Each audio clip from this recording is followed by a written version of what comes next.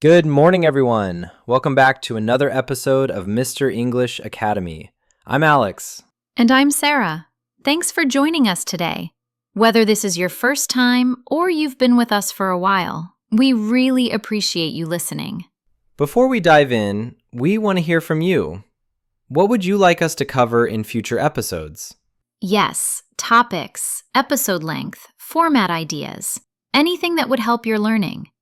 Should we do more current events conversations, cultural episodes, or everyday practical dialogues, or more grammar breakdowns?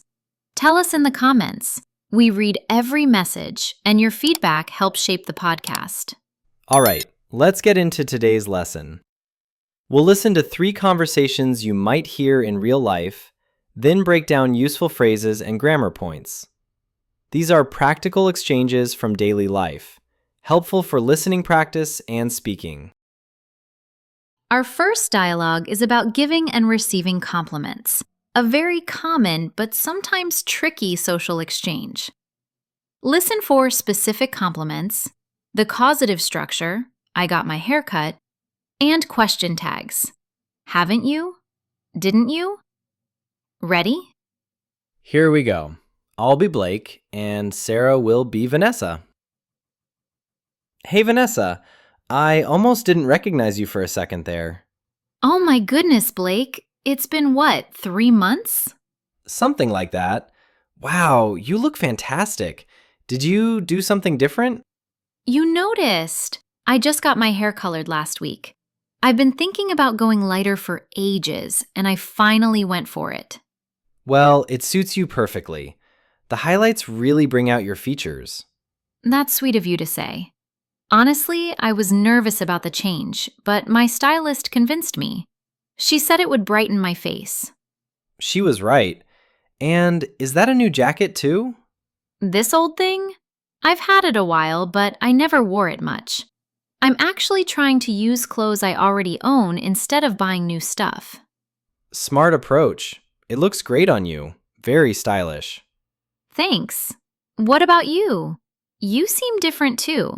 Have you been working out a bit? Yeah, I started going to the gym about 2 months ago. Nothing intense, just being consistent. It shows. You look healthier, more energetic.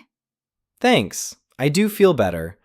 Oh, and I finally had my apartment painted. Really? You'd been talking about that forever, hadn't you? I did.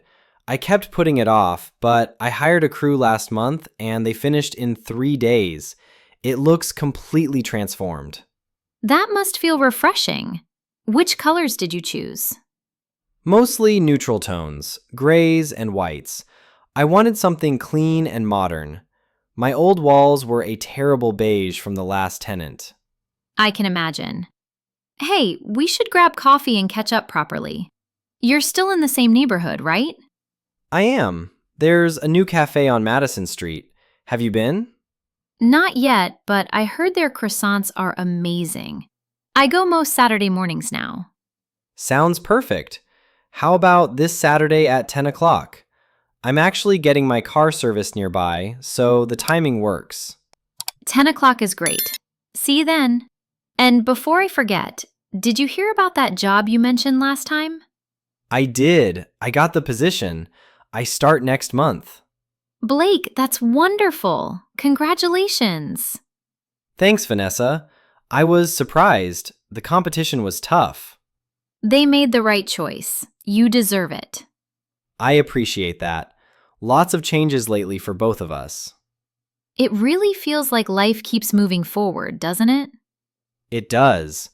I should get going. I have a meeting in 20 minutes. See you Saturday. Absolutely. Take care, Blake. That was natural and friendly. A couple of teaching points. First, Blake used specific compliments.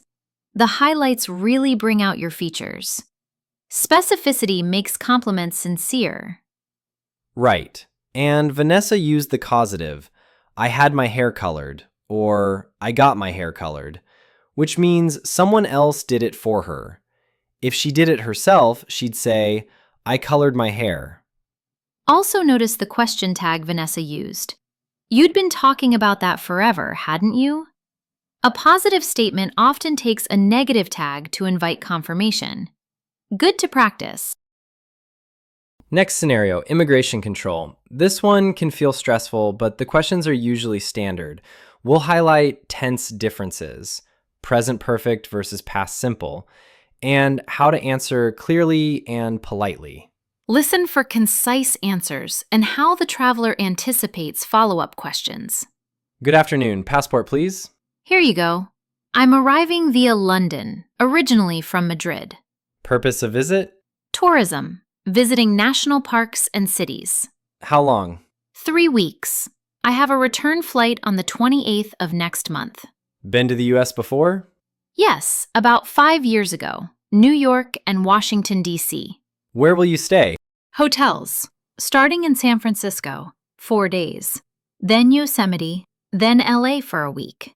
Reservations? Yes, on my phone. Traveling alone? Yes, my partner couldn't get time off. Occupation? Graphic designer at a marketing agency in Barcelona. My employer is aware. Money and luggage? About $3,000, cards, and I packed my own bags. No items for others. Any food, plants, or prescription meds? No food/plants. Only basic over-the-counter medications. Any relatives here? A cousin in Seattle, but I won't visit her this trip. Will you work while here? No, it's a vacation. You're carrying less than $10,000? Yes. Everything's in order. I'll stamp your passport, approved for 3 weeks. Thank you. Have a good day. Notice how the officer used present perfect. Have you been to the United States before? Because it asks about the traveler's life experience up to now. The traveler answered with past simple. I visited about 5 years ago, referring to a specific completed trip. Good tip. When you're at immigration, be concise, polite, and have documents ready. Anticipate common questions: purpose of visit, length of stay, where you'll stay, return flight, and proof of funds or reservations. That makes the process smooth. Our final conversation is a realistic budget talk between a couple. This is great listening practice for numbers, amounts, and practical negotiation phrases. Pay attention to how they say amounts, how they suggest solutions, and how they remain constructive. I've been looking at our bank statement. We need to talk about this month's expenses. I know, we're about $475 over budget. I'm not angry, we just need to understand where the money went. What are the biggest items? Rent's the largest, $2,200, and utilities were $318 this month. That's higher than usual. Last month was $260. The heat wave pushed the bill up. Groceries were $893. That's almost $900. I noticed. We ordered more specialty items and organic products, which are pricier. Dining out was $542, another place to cut back. If we reduce eating out to once a week, we could save $350 to $400. Our car payment is $375 and insurance is $192, fixed costs. Fuel was $216. We did drive to your parents twice. Subscriptions.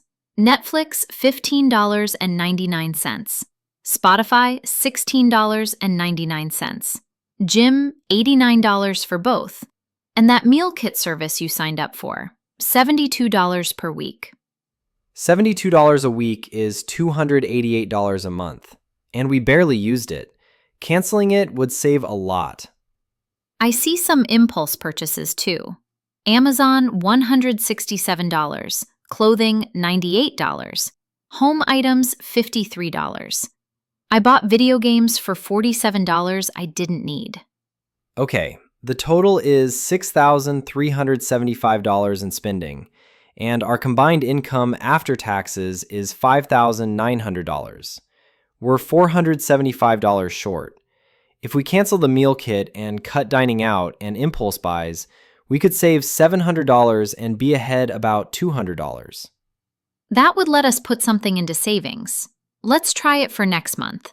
I'll cancel the meal kit and meal plan so we don't order takeout. Deal? Deal. Thanks for going through this with me. We'll get it under control. That conversation used many different numbers and categories. For listening practice, try repeating the amounts. It helps train your ear. And notice their tone. They were constructive and solution-focused. We're in this together, which keeps the discussion calm and productive. Useful language.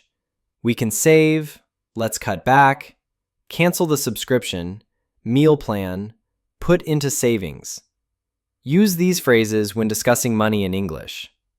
Today we covered 3 real situations: giving compliments, immigration questions, and discussing a budget. Each had useful grammar and natural vocabulary. Practice ideas. 1. Repeat the compliments dialogue and role-play both parts. Be specific in your compliments. 2. Practice standard immigration questions and short answers. Have your passport details ready in simulated role-plays. 3. Read the budget dialogue aloud and practice listening to amounts. Say them back. For example, $2,200, $318, $893.